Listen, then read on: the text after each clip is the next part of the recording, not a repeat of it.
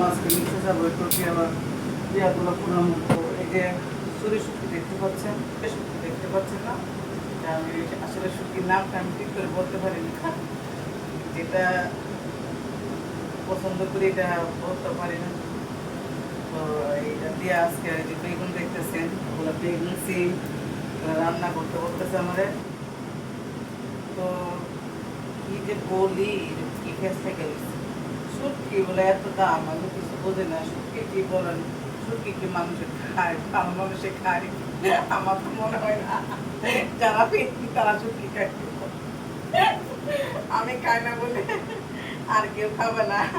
আমি অনেকের দেখছি কত মানে মজা করে শুটকি খায়, আমি খাইতে পারি না, আমার কাছে ভালো লাগে না। তো মানুষের যখন কিছু করে কি বলবো, মানে আমি মনে মনে বলি আমি যদি ওদের মধ্যে একটু শুটকি খেতে পারতাম। আমার মনে হয় কি জানেন, যারা শুটকি খায় তারা গাছ থেকে শুটকি গন্ধ বেরোচ্ছে। বিশ্বাস করেন, আমি কিন্তু আজকে শুটকি রান্না করতেছি চাপে কইরা। ওরা আব্বু বলতেছে শুটকি রান্নাই করতে হবে, আনছি কেন, রান্না করতে হবে। আজকে বেশি কিছু রান্না করবো না, কালকে গরু গোস্ত রান্না করছি অনেকগুলা, কাউকে দেখাইতে পারি না, কালকে অসুস্থ ছিলাম, মানে আমার একটা প্রবলেম আছে। আমি কালকে গরু গোস্ত রান্না করছি, তারপরে মাছ আনছে যে সাগরের মাছ, ওগুলো রান্না করছি। তো ওগুলো অনেক আছে, আজকে চাইছিলাম না কিছু করতে। তো ওর আব্বু বলতেছে বেগুন দিয়ে শুটকি দিয়ে রান্না করে রাখো।